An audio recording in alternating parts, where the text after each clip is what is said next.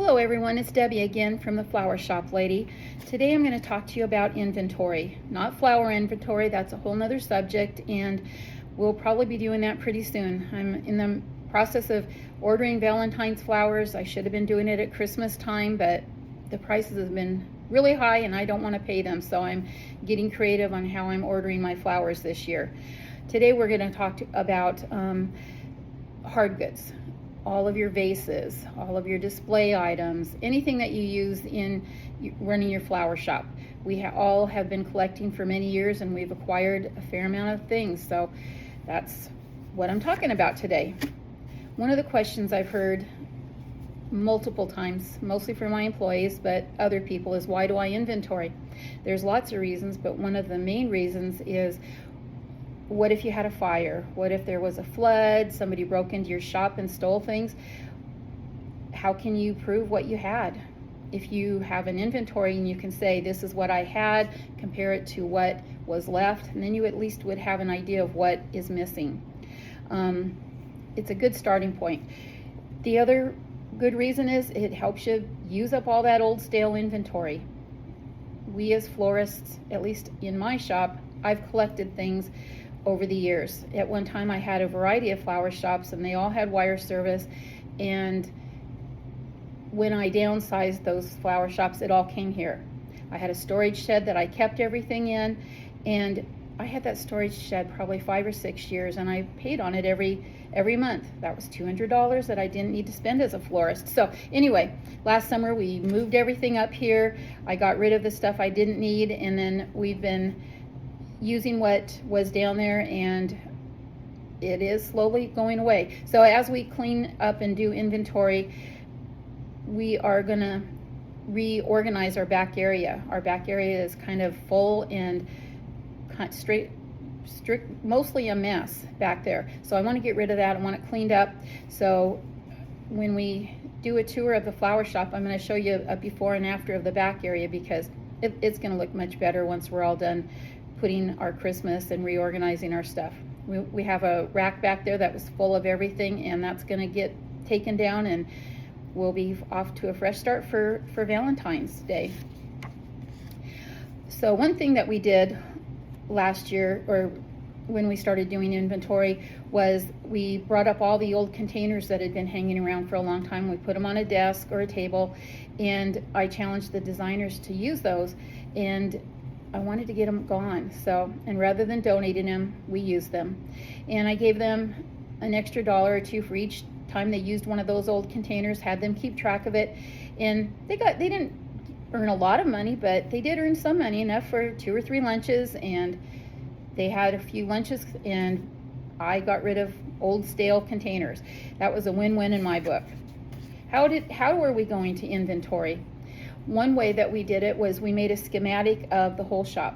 I have a employee that's an artist, and she did a wonderful rendering of my shop. She went through and she wrote down every piece of display case and numbered it and labeled it, and we used that as the, how we were counting. She did the same in the design area, the basket room, the bucket room, and it made it a much simpler process. As we were counting, I have inventory counting sheets that we use. As we counted and the sheet was filled up, we would tape it up on the shelf or the place where we were counting, and then we would know that it was counted. We wouldn't recount, because I have done inventory in the past that I think we double counted by accident. We didn't mean to, but things got out of sync and we made mistakes. But this way it was pretty accurate. So once everything is counted, then I pull all the sheets together, and the first few years I had baskets in several areas. Now I really just have baskets in 2 areas, and vases are pretty much in 1 area, or containers. We've got it pretty organized, so I know where everything is.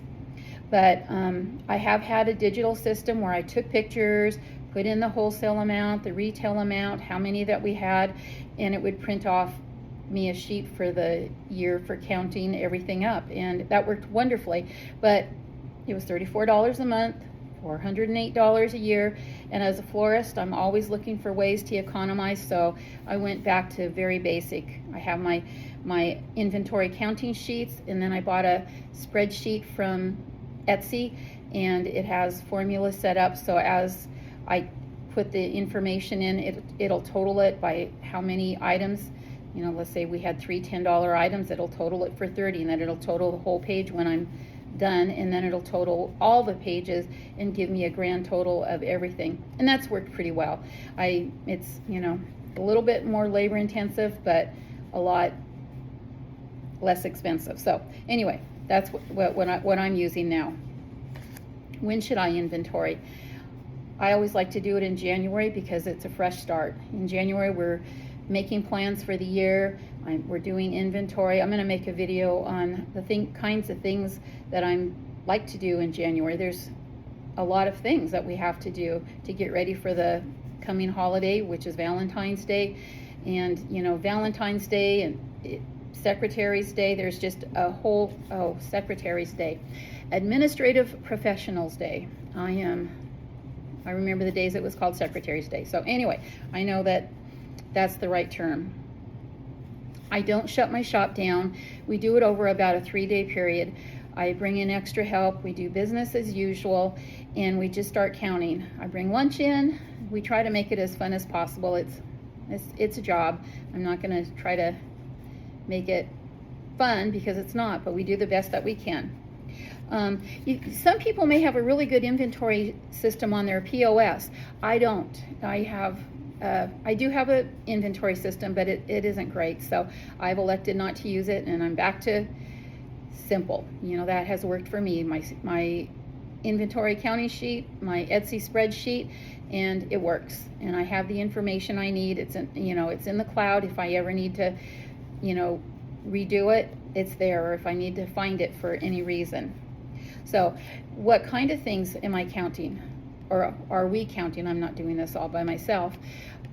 Number one, count all of your display items. Anything, any tables, any shelves, any things that you use to lift up, any decorations. We all have Christmas decorations, Valentine's, Thanksgiving, Christmas, Easter, Halloween. All of those decorations cost money. So put a price on it. If you got it for wholesale, write the wholesale price, what it would be for retail.